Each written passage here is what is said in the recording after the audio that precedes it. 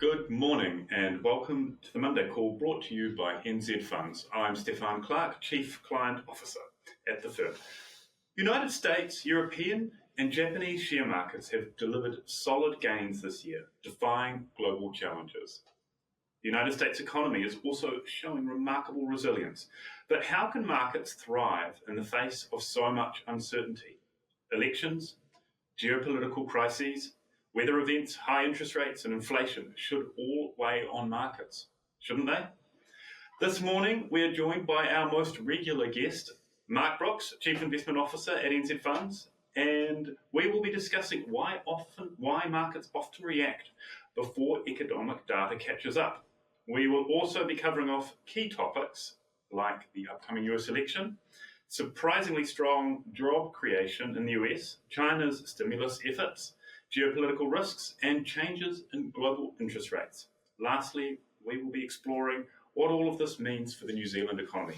Mark, as our most regular guest, it is great to have you back again. Morning. A nice short list of questions there. Yeah, well, there's a lot to talk about.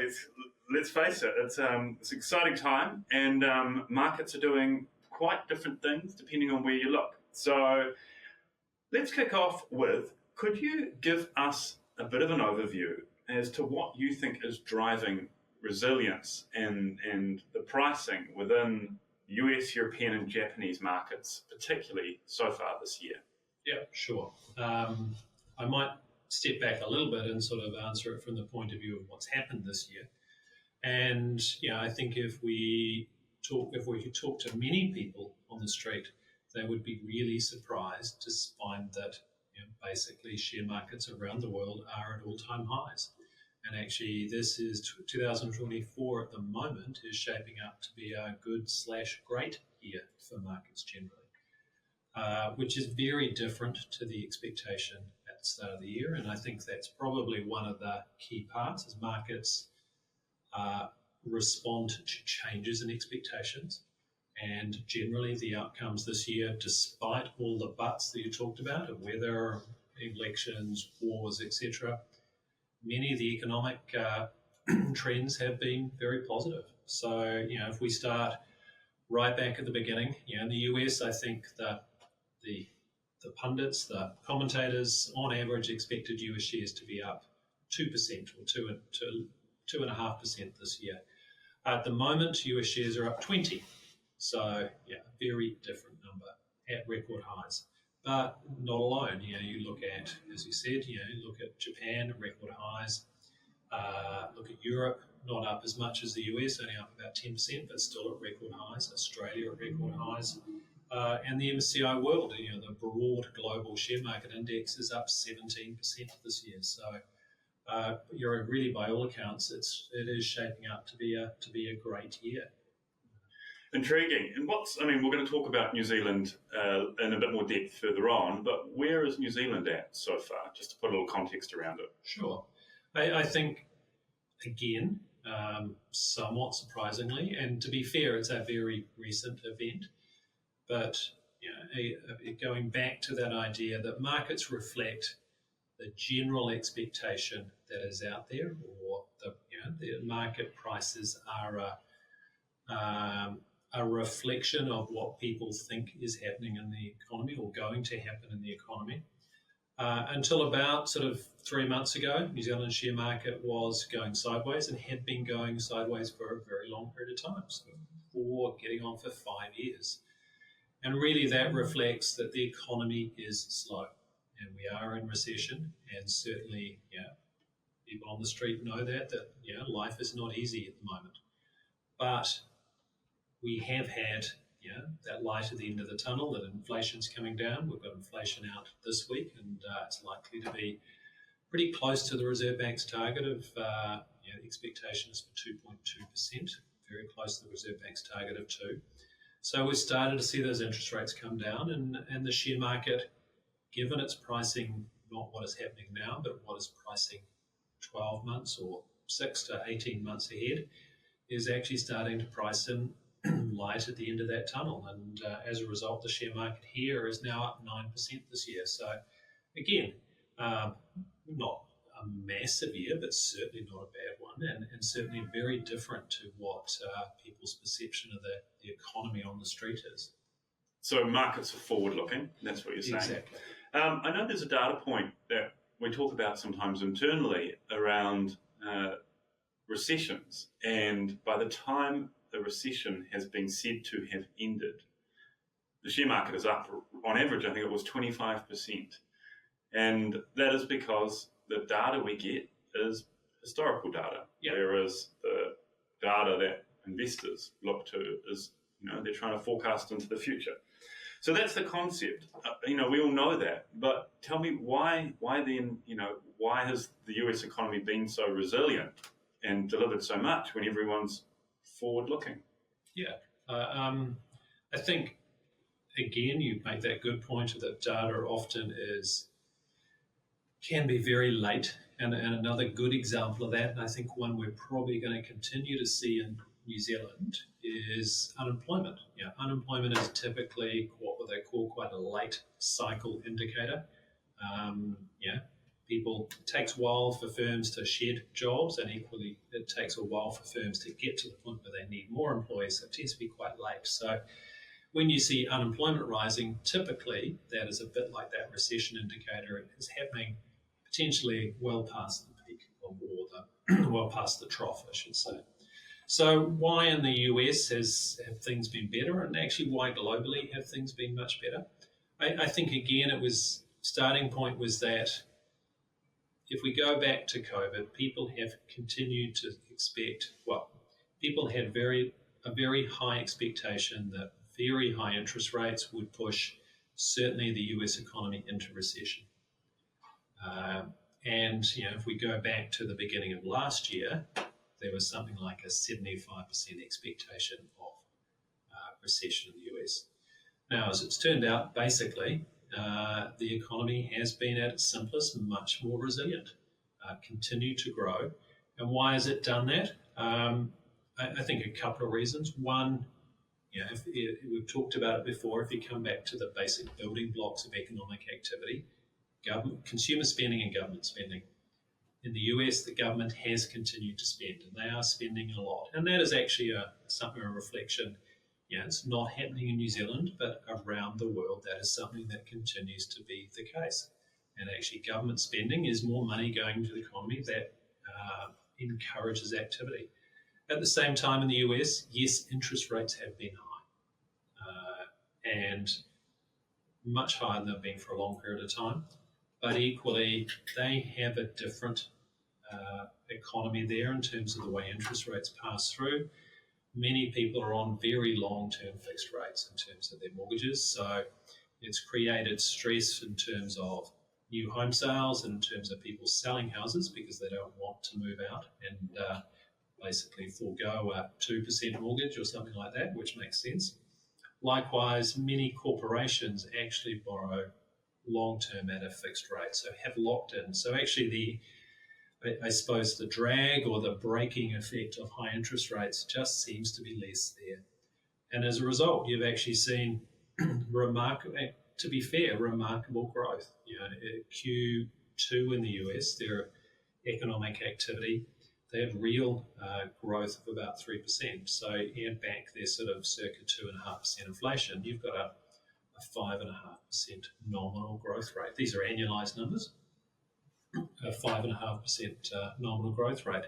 And it actually looks like Q3 numbers are going to be actually slightly above that.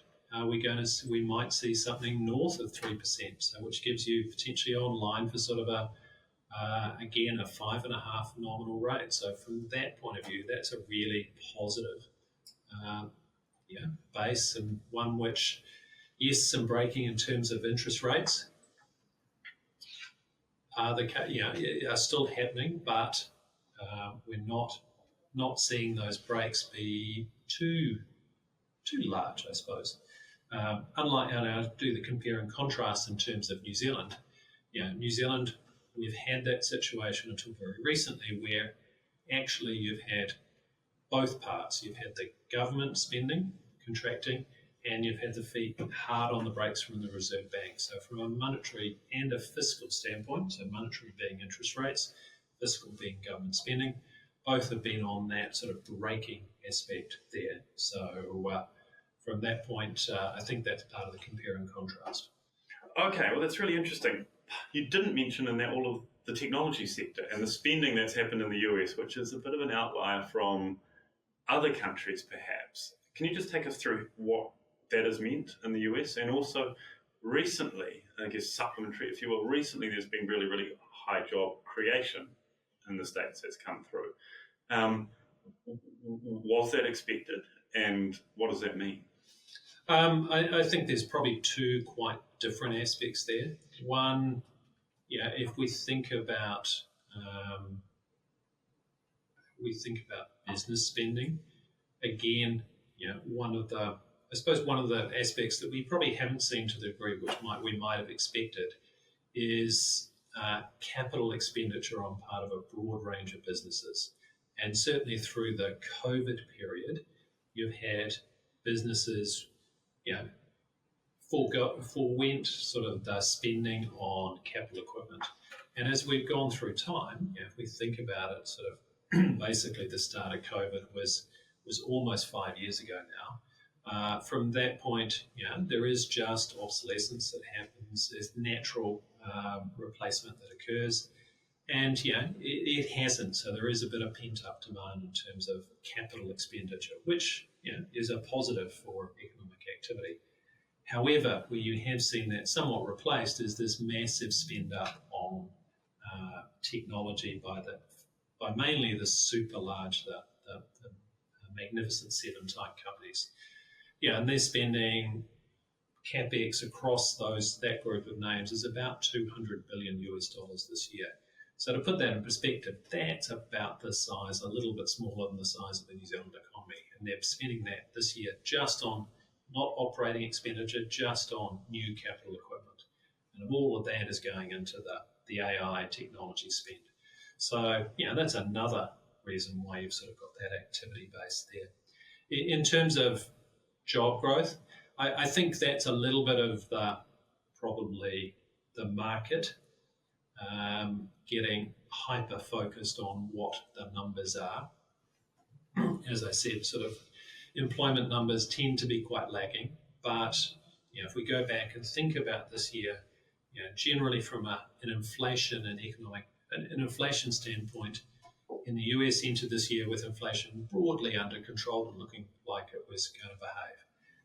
Throughout sort of Q1 and into early Q2, you had a situation where inflation ended up being slightly higher and a little more stubborn than people expected. So there was some concerns there, and certainly interest rates stayed higher because of that. As we move sort of into the back half of the year, we did see, and we've seen inflation continue to come down, but then we also saw a pickup in unemployment in the US. And really the question there was sort of not dissimilar to the questions that have been asked here is, has the central bank had their foot on the brakes too long?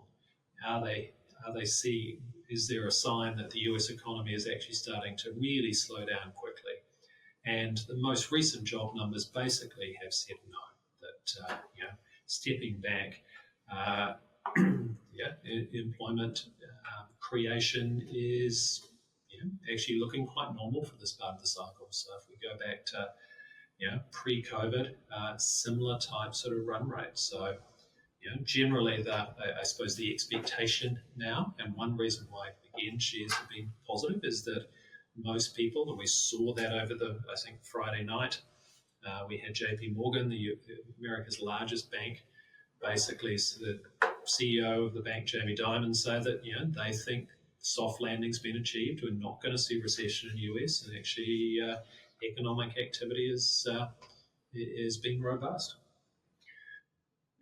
I see. So what does this mean for the consumer in the US, and how are they faring? Maybe draw a contrast or compare with New Zealanders.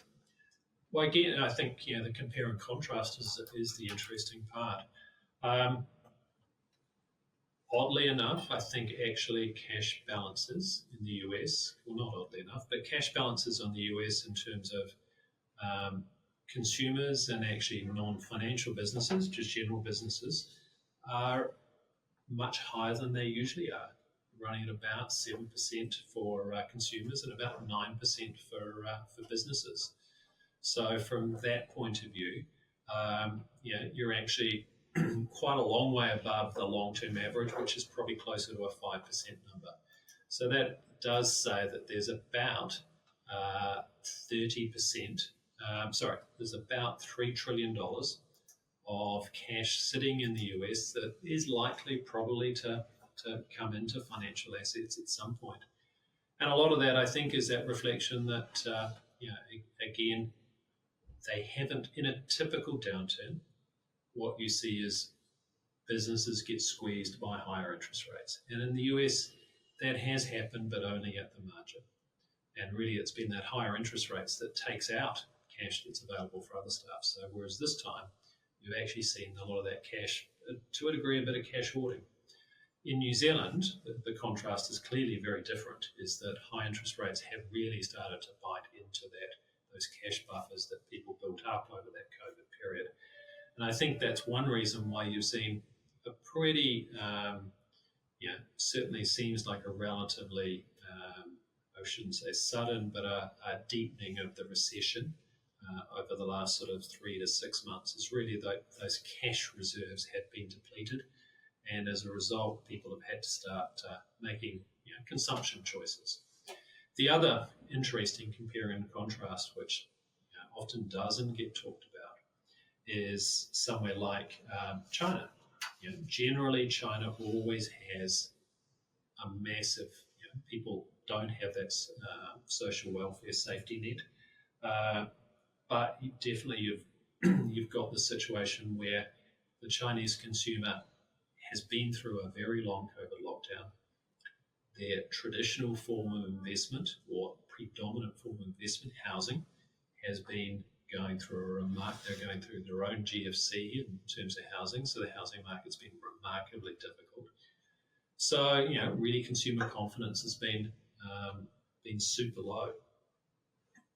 That means they're sitting on this enormous cash stockpile, which is not being mobilised at the point, but the number is sort of something like $120 trillion RMB, so Chinese yuan, of savings. That's broadly about 15 trillion US, so that's a monstrous number of cash savings there that are not doing anything. So, if it's part of it gets off a long way from your question. But, there's savings there. That's the key point. Yeah, the stimulus in China is trying to get those savings working. Yeah. Okay. It's a good opportunity then just to segue across to China briefly. So the government is trying, so China's been going through a big recession itself, a little bit like the GFC and the property and the US experienced in the property sector, with obviously its own special unique features. But and now the government, after a long period, is trying to get things moving again. Take us through what they've done at a high level and how the market's responded to that. Yeah. I think, again, I might take it back a little bit more. If we look at the very big picture, China is probably a bit like New Zealand in that sense. There's been this real focus on housing as the form of sort of the first form of investment. And, generally at a wider level, the government has been looking to de-weight the importance of housing as an investment option and generally increase the focus on other financial investments, namely things like share markets. And, part of that, or a big part of that, is really the maturing of the Chinese economy, moving it to more of a domestic focused consumption economy, a bit like, say, the US is. The US has relatively low exports to its domestic consumption. China will still be a large exporting nation, but they want to change that mix. And as part of doing that, they want to have more, ultimately, equity investments, so that can encourage funding of their domestic companies. So that was the plan, and they were concerned about degrees of over leverage, too much debt. It was very much intended intended to slow down the property market. Frankly, it worked too well.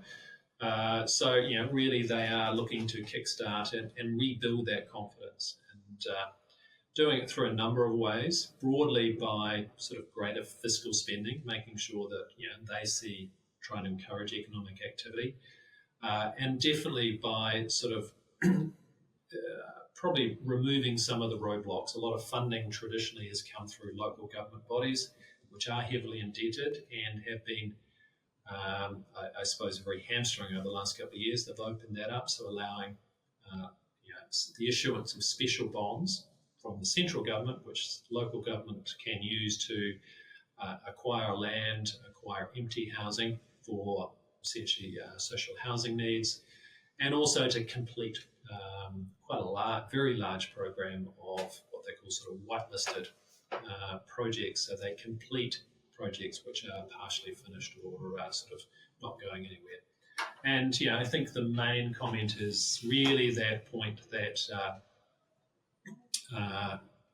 we forget, being in the Western world, that you have that situation where you do have a centrally led government and they can pull on a lot of levers. So from that point, they are doing that. And as an example, again from that point of being more positive about going forward, Chinese share market, again, very difficult experience over the last 4 or 5 years, but is up about 30% from the lows in sort of middle of this year. So again, that forward-looking aspect is saying that actually activity and growth will be stronger over the next 6 months to 1 year than what it's been sort of previously.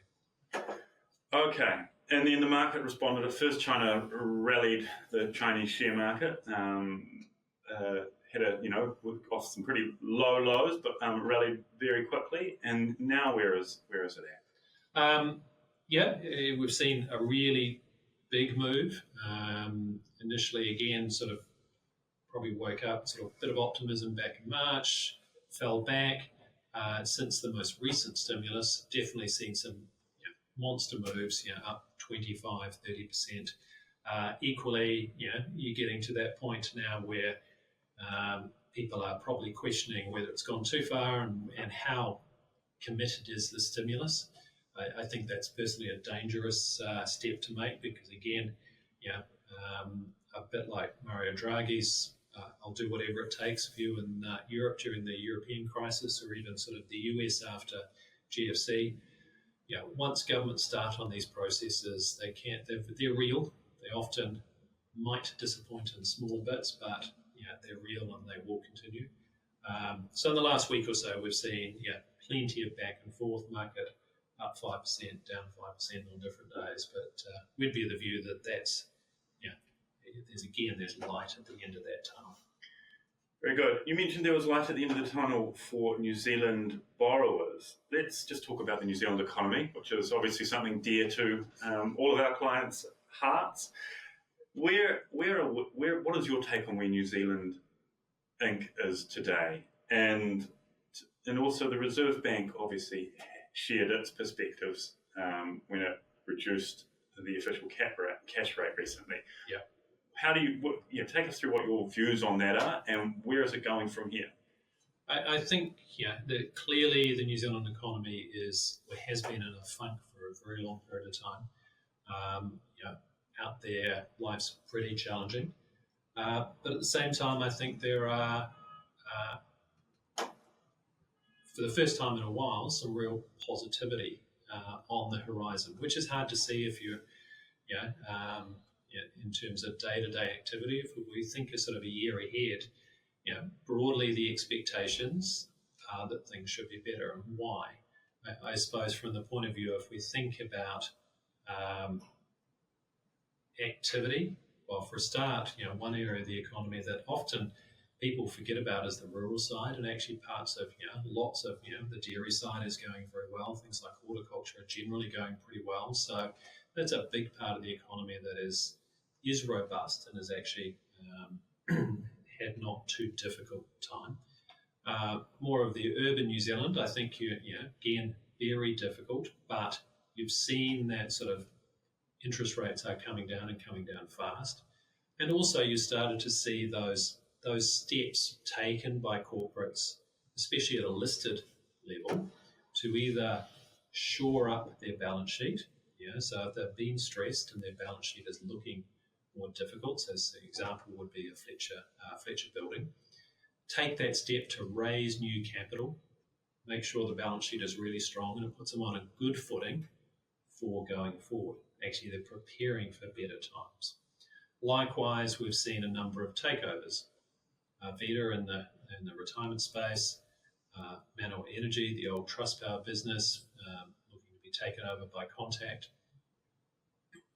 Those, to our mind, are signs that essentially, pricing is cheap, people are being too pessimistic, and trade players are coming in and saying, well, I know this industry, I'm part of this industry, it makes sense for us to buy this business because it is cheaper now than what we think it will be in the future. So from that point, that suggests that there's, people are starting to build in a more positive view. The other one is really that interest rates, have come down already by 75 basis points. So that's a meaningful amount. And again, the forecast is that will continue to come down pretty quickly. At the moment, there's another 50 basis points expected in the November OCR meeting, so that would take us to 425. And the market's about sort of pricing in about a 50% chance of another one in February. If that did happen, you're sort of you'll certainly likely be sub 4% in the OCR at that point, something closer to 385. So, and why is that happening? After the Reserve Bank back in May was very dogmatic in the sense that they didn't want interest rates to come down. Basically, again, it says that they've effectively hit their inflation target. We're going to see CPI this week. September quarter last year was a very big one with a 1.8% number. So we're going to go from 3.3, which June CPI was, annual CPI, back to something of 2.5 or less. I think market expectation is for 2.2. So from that point, the Reserve Bank is now very clearly said, tick, inflation goals are broadly resolved, or inflation concerns are broadly resolved. We can take our foot off the brake, and we can take it off pretty quickly back to a point where we consider that we're neither stimulating nor breaking the economy, we haven't got a foot on the brake of the economy. And really that's a number somewhere around about a 3% OCR, 3.2, something like that. So from that point of view, they're wanting to get back there quite quickly, and that's a change, and that will change people's outlooks, and it will be a material, given mortgage rates are, people's mortgage terms are relatively short. I think that'll be a material boost for at least sentiment. Maybe not for spending in the short run. I think people do need, we talked about it earlier, people need to rebuild balance sheets a bit. So I think, a view would be that there'll be some additional spending, but it might be a bit muted to start with. But once we get to this time next year, I think it'll be a very different outlook than many have. Do you think the strong performance from global share markets, which you discussed earlier, will have a meaningful impact on the New Zealand economy and over time the New Zealand share market? Or do you see them as two quite separate, events? Yeah, I think a strong global share market is reflective of ultimately, and as we've talked a few times, a global economy that has recovered from COVID and is back to normal. I think with those stresses moving out, ultimately that's good for the New Zealand economy. There is that global demand, and we touched on dairy and things like that. There does seem to be demand, certainly for our agricultural products. But in terms of the share market, typically our share market will often follow where other markets are. Not always the case, but one of our views this year that we've talked again about numerous times was that US election years tend to be more likely than an average positive years. And in that situation, if the US share market has a positive year, it's more likely that New Zealand is also likely to have a positive year. So it's one reason why we have been more positive. I think, again, looking forward, New Zealand has lagged other markets, but we're probably at that point of the cycle where New Zealand can play catch up. I think we often, the way in which, as part of being a long-term investor, like to look back through time and say, well, what have markets done? And ultimately, where is the context? And if I look back over the last, what is the annualized return out of US shares over the last 5 years? It's actually been relatively high, sort of a 12% type number. So probably ultimately a bit higher than what we'd expect long term in that sort of 7 to 10 range. On the other hand, New Zealand over the last 5 years, and 5 years and from an investment standpoint, still pretty short term. The 5-year annualised return is about 2.2. So New Zealand shares have definitely underperformed their long-term number. So we would expect New Zealand shares to sort of be quite well placed over the next 5 years, basically. Okay. Whenever we go on the road and talk with clients and advisors, which we do, routinely, the US election is very much top of mind for people, and often we get asked questions about the impact that it's going to have, how important are elections generally, and what does it mean for market prices? Take us through that. How do you think this election cycle is impacting market sentiment and share market, the US share market particularly? And we'll go from there. Clearly, it's almost the question we always get asked. Yeah. I think, even if there's not an election on, we still get asked the question about elections, I think, because it's always top of mind for people. Surprisingly, it does seem that, given we're sort of less than almost a month out from the US election now, surprisingly, the markets have been remarkably relaxed this year, and there hasn't been such a great deal of angst. But having said that, and we've talked again about it before, is if we look back through time, there are some really interesting patterns to the US election cycle. If we go back to 1928, there's essentially been 24 elections. This will be the 25th election since 1928. Typically, the back half of a presidential cycle, so years 3 and 4, tend to be positive. Year 3, remarkably positive. Over the last, not quite 100 years, you've had 2 negative years, 22 positive years, 2 negative years. And both those happened actually in the 1930s. So if you move forward, say, to the 1950s, the third year of an election, US presidential cycle, has been unambiguously positive. As we've talked a lot about, US election years also tend to be quite positive. 83% of the time they've been positive versus sort of about 64% is average. There's if you pick any year at random, your chance of being positive in shares is about 64%. What is really interesting though is if we look through those numbers, basically it doesn't matter whether you've got a Republican incumbent or a Democrat. Market doesn't seem to mind. And what is, again, the other part is that if we look at years 1 and 2, so next year being year 1, often the first 2 years of a president, be it Republican or Democrat, tend to be a little more mixed from a market standpoint. They're still positive years, but you're looking at a number closer to sort of a 58, 56% positive. So they are more mixed. And that does come into our thinking for next year. The fact that we've come off 2 really strong years for US shares, maybe next year is going to be a bit more mixed. Not quite the probability of being another really strong year is probably lower.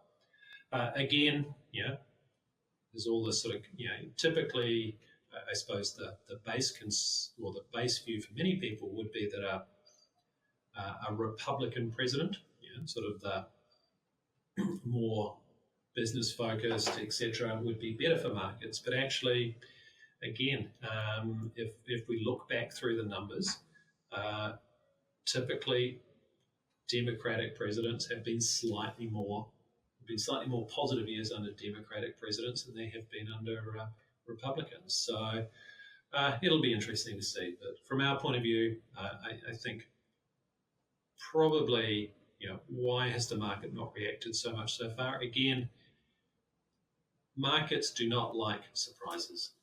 If they've got what, I thought was well put recently, I read something where even the issues that are happening in the Middle East or things like the election, etc., they're kind of known unknowns. People are thinking about them. They're thinking about different options or outcomes. So from that point, to a degree, or it's pretty much in price. It's where you don't have a considered outcome happens, and that's where you get those sort of knee-jerk reactions. I was reading that in the States, the prediction market, so you can bet on elections now in America, and there's a small number of providers. And interestingly, there's slightly different odds depending on the provider you look at, but both of them, it's 51% this way and 49% that way. Obviously, the finance person in me says, "Oh, there's an arbitrage opportunity there," but it is so too close to being 50-50 that which has been the case the last two elections, right? Yeah. They've ended up being quite very, very close. I think, and this is just a personal view, I think one thing that's not being considered particularly much by markets is we don't get an outcome. We get some sort of hung situation that might need to go to the courts or something like that. That would be something which would scare markets, I think. Okay. You mentioned the Middle East and also this risk, markets not liking surprises and being forward-looking. And yet there are a bunch of geopolitical risks and harder to measure risks like weather events that obviously are occurring and are underway. How do you think about pricing those things in when they're, they're unknown unknowns often? Yeah. This might sound a little mercenary, I think, and especially not wanting to diminish the humanitarian devastation that those events cause, be it wars or weather. But it's really about thinking about what is the economic impact, how big an impact is an event likely to have on either a domestic economy or the wider global economy. And I think, if we think, a good example would be last year here with Cyclone Gabrielle, massively disruptive for the Hawke's Bay and the Gisborne region. But, from a national standpoint, not necessarily something which truly impacts New Zealand's activity. In fact, if anything, it was a slight positive in the sense that you had more government spending in the short term as part of that sort of the emergency package and the start of the rebuild process. Likewise, I think that's the way in which we think about things like the Middle East. If we go back, and a lot of people sort of say, well, look, what happened had a large impact in the 1970s. I think the simple fact is then that flow-on impact through to the global economy, which was much higher. Today, oil usage per unit of production is about 30% of what it was back in the 1970s. The global economy, your cars, etc., are just much more efficient. So the US is a net exporter now, isn't it? And the US is 100% self-sufficient. So from that point of view, you don't have that same sort of sudden impact or sudden stop potential. You're not going to get to sort of the Carless days type situation where we had in New Zealand or things of that nature. So to date, and you always got to be careful about what's coming, but so far those impacts have proved to be relatively small at a wider level. And they tend to run, obviously tragedies like what's happening in the Middle East and the Ukraine can run on for years, but they do run their course at some level through time, and the time horizon of investors is It tends to be north of 10 years, often 20, 30 years. Yeah, and I think that is always the challenge. Is when we say this to clients, there is always something else out there on the horizon that is not good. Be it concerns about economic activity, concerns about a war. Back through time, that's always been the case. Be it sort of the 1950s and McCarthyist era and the communists and all that sort of stuff, and then the Vietnam War or COVID more recently, it was a very big impact, but there is always something on the horizon. And when we sort of talk about sort of investment markets have managed to work their way through all of those, and shares have still delivered that 7 to 10% return on average over time. And that is even bringing in all those negative impacts. So I think, I think there's a ultimately you just need to be patient. And there's that great comment by Warren Buffett that says, share markets are, what is the phrase? I forget the exact phrase, but basically, in the near term, a voting machine, and the long term, a weighing machine. I was thinking more of, they transfer wealth from the impatient to the patient, is the one I was looking for. That's so if you're patient, it will happen. Yeah. Funnily enough, you've actually just answered the question, which was going to be my next question, but maybe if I phrase it slightly differently, you add to it. How might current market conditions affect your perception of people planning for their retirement? Or is it that it shouldn't affect it? Ultimately, I don't think it should affect it. I think there's always that question that a lot about investing is a behavioural aspect. It's about feeling comfortable with how you're investing. From a pure theoretical view, assuming people have a horizon of 10 years or more, in that environment, you should probably put all your money straight in because the expectation is that markets are likely to go up, and we know that they do that over time. So mathematically, if you're investing into a market that goes higher, investing everything today is probably the mathematical correct number. But human emotion comes into that, so very much we always encourage people to tranche in, to move in slowly into markets. But, part of our role as an active manager is to take some of that decision away from clients and say, look, we will look to the best of our ability. We don't always get it right. Position portfolios for what we see ahead. And that might be more towards New Zealand, more towards global shares, maybe a little less shares, more towards other assets, more towards interest rates, things like that. But that is our role as an active manager. Yeah. And there's that saying we use internally all the time, think decades, not years, letting share markets do what they do. We know that they deliver through time if you've given them the opportunity. That's certainly what history's taught us. Okay, Mark, lots of great topics, really good insights into our thinking as a fund manager, which is obviously overlaid into the portfolios of our clients. So thank you for joining us again, and thank you everyone who listened in. Thanks.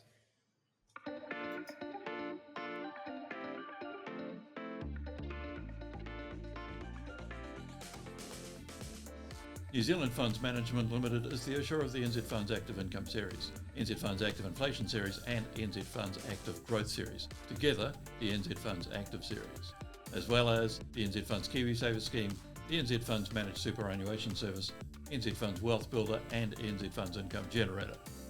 For further information or to request a copy of the product disclosure statement for each of these, please contact NZ Funds or visit nzfunds.co.nz. This recording is provided for information purposes only. The information provided is not intended as a substitute for specific professional advice on investments, financial planning, or any other matter. Past performance is not an indication of future returns.